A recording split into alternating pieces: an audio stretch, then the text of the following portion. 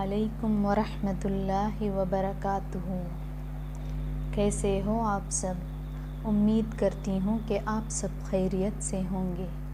اللہ تعالی ہم سب کو اپنے حفظ و امان میں رکھے، آمین۔ آج ہم سورۃ البقرہ کی آیت نمبر 21 سے لے کر 23 تک ترجمے کے ساتھ تفسیر سنیں گے انشاءاللہ۔ تو چلیے دعا سے شروع کرتے ہیں۔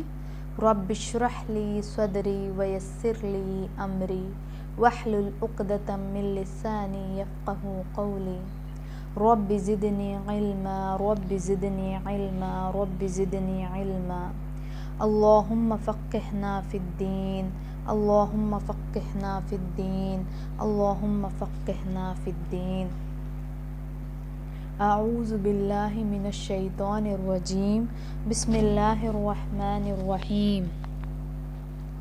یا ایہا الناس، اے لوگوں، اعبدوا، عبادت کرو، ربکم، اپنے رب کی، الذی، جس نے، خلقکم، پیدا کیا تم کو، والذین، اور ان لوگوں کو جو، یعنی اور، من قبلکم، تم سے پہلے تھے، لعلکم، تاکہ تم، تتقون، تم بچ سکو۔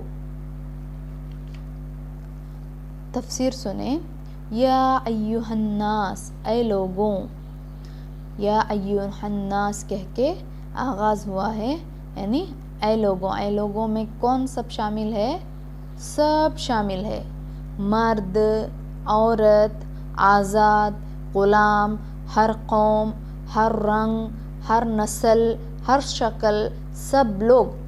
قرآن سب کے لیے آیا ہے، صرف مسلمانوں کے لیے نہیں بلکہ سب انسانیت کے لیے قرآن کو اتارا گیا ہے۔ سب کو کتاب ہے، یہ کتاب تمام انسانوں کے لیے ہے۔ عبادت کرو، کمال درجے کی محبت، عاجزی کے ساتھ، اللہ کے ڈر کے ساتھ، تقوی کے ساتھ عبادت کرو۔ اللہ کی عبادت کرو جس نے تم کو پیدا کیا، اس سے پہلے تم کچھ بھی نہ تھے۔ سورۃ الدحر میں آتا ہے، آیت نمبر 1 ہے، هل أتى على الإنسان حين من الدهر لم يكن شيئا مذكورا إنا خلقنا الإنسان من نطفة أمشاج نبتليه فجعلناه سمیعا بصیر۔ یقیناً گزرا ہے انسان پر ایک وقت زمانے میں جبکہ یہ کوئی قابل ذکر چیز نہ تھا، بے شک ہم نے انسان کو ملے جلے نطفے سے امتحان کے لیے پیدا کیا اور اس کو سنتا دیکھتا بنایا۔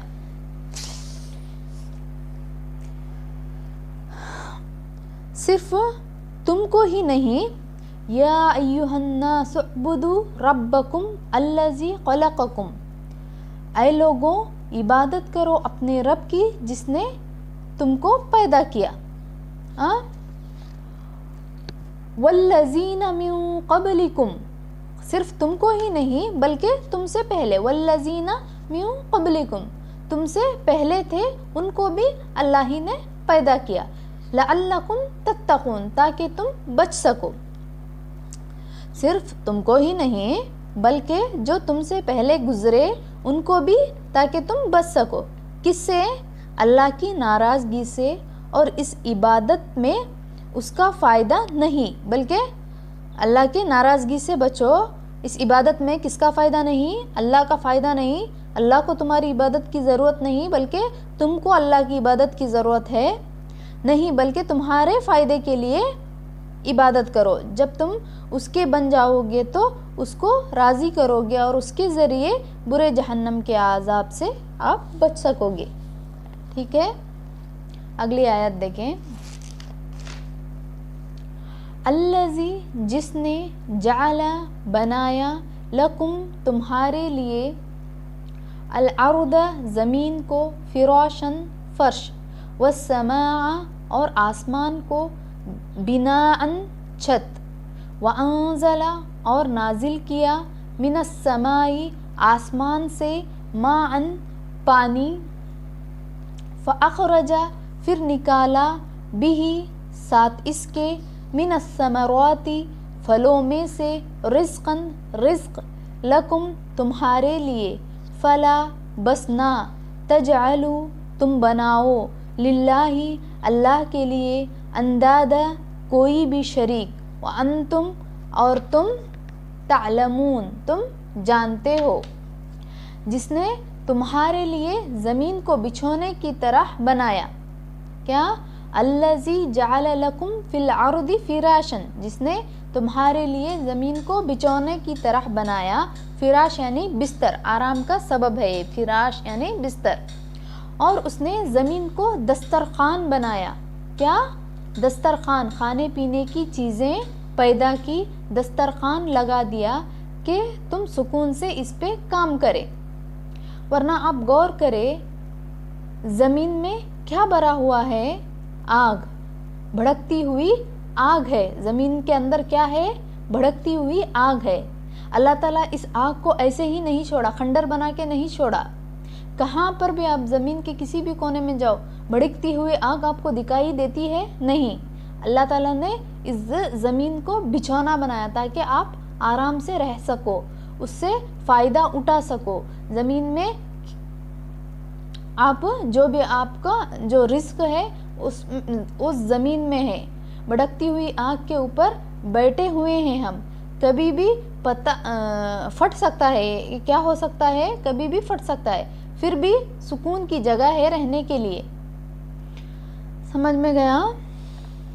अल्लज़ी जअल लकुमुल अर्दा फ़िराशन, अल्लाह ने ज़मीन को फ़िराश बनाया, यानी बिछौना बनाया। खाली बिछाना नहीं, वस्समा बिनान, और आसमान को एक छत की तरह बनाया। वस्समा बिनान, आसमान को एक छत की तरह बनाया, और आसमान को देखते ही इंसान को सुकून की सी कैफियत बनती है, एक प्रोटेक्शन का एहसास होता है। कुरान में इसे महफूज छत बताया गया है, कुरान में इसको महफूज छत बताया गया है। अब आप एक एग्जाम्पल मैं आपको सुनाती हूँ। आप घर में बैठे हुए हैं, आपके ऊपर पंखा चल रहा है।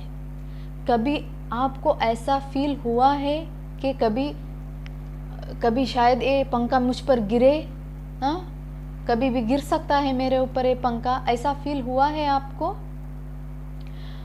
अक्सर हुआ होगा फील।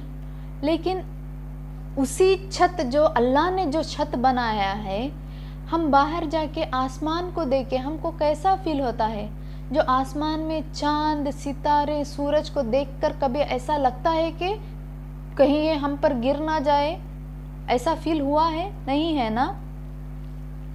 तो ये अल्लाह ताला ने इसको महफूज छत बनाया है। अल्लाह ताला ने आसमान को महफूज छत बनाया है। और आसमान में कहीं फ़ायदे भी रखे हमारे लिए। व अंज़लना, क्या फ़ायदा है? पहला फ़ायदा क्या है आसमान से, जिसके बगैर हम नहीं रह सकते, सरवाइव करने का सोच भी नहीं सकते। क्या फ़ायदा है वो? व अंज़ला मिनस्समाई मान, उसने और वो आसमान में क्या नाजिल किया? पानी। क्या सबसे बड़ा फ़ायदा? वहाँ से पानी उतारा।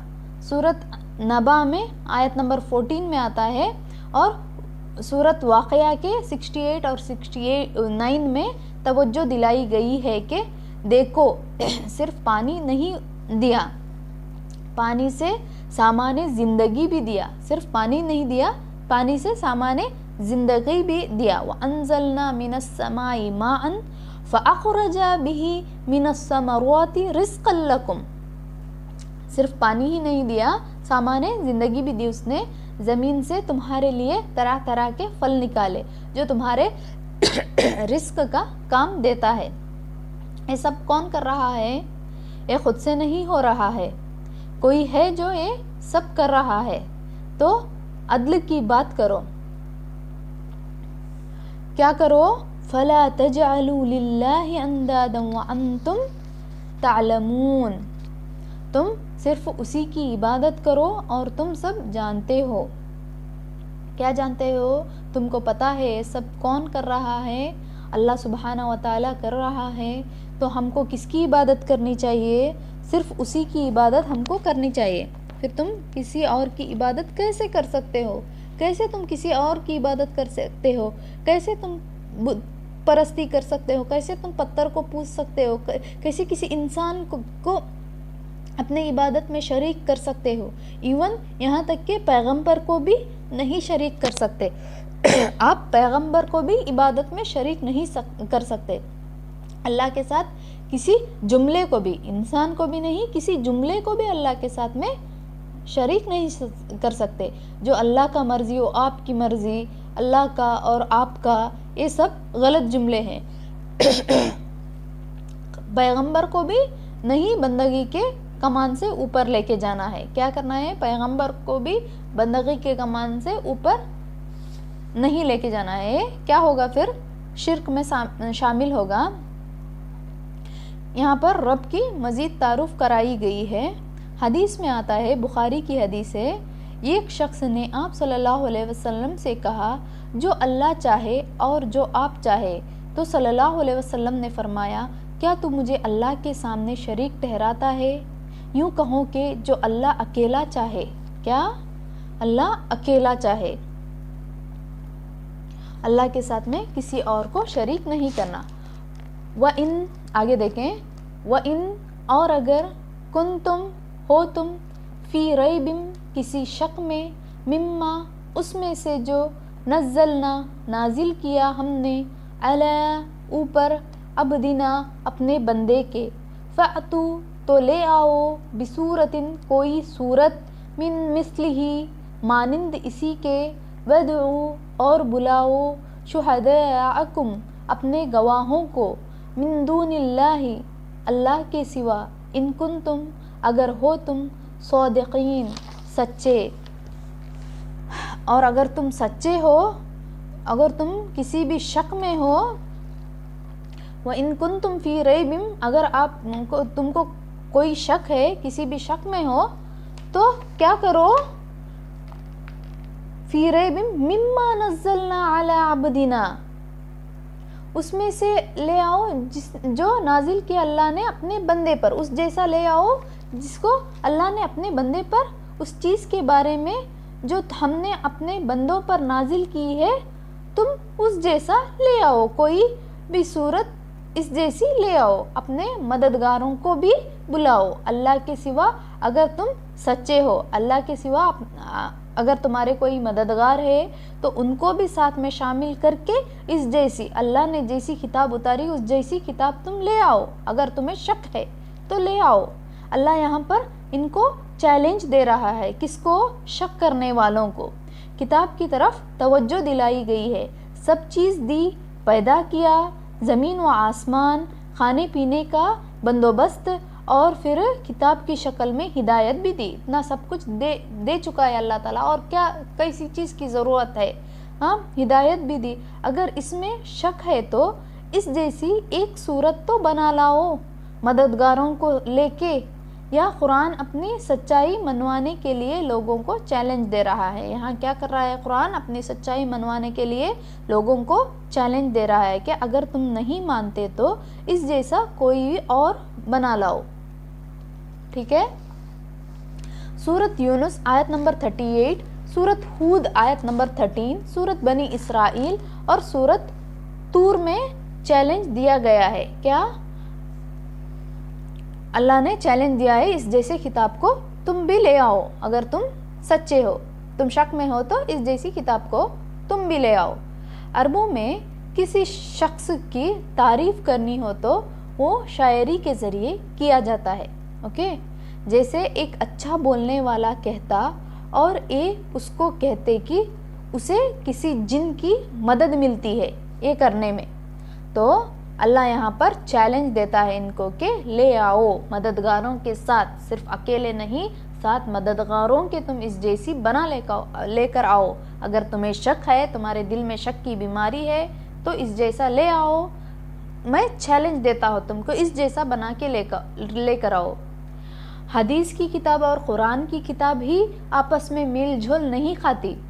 حالانکہ نبی صلی اللہ علیہ وسلم پر ہی وحی کے ذریعے قرآن اترا اور نبی صلی اللہ علیہ وسلم کے بول ہی حدیث ہے. یہ دو کتاب کو آپ آپس میں رکھ کے دیکھیں, یہ آپس میں یہ دو میل نہیں کھاتے, تو وہیں پر اس کا شک ناقص ہو جاتا ہے.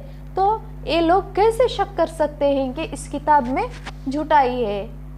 ہاں, اللہ تعالیٰ خود چیلنج دیتا ہے کہ مددگاروں کے ساتھ, اکیلے نہیں, مددگاروں کے ساتھ اس جیسا بنا کر لے کے آؤ.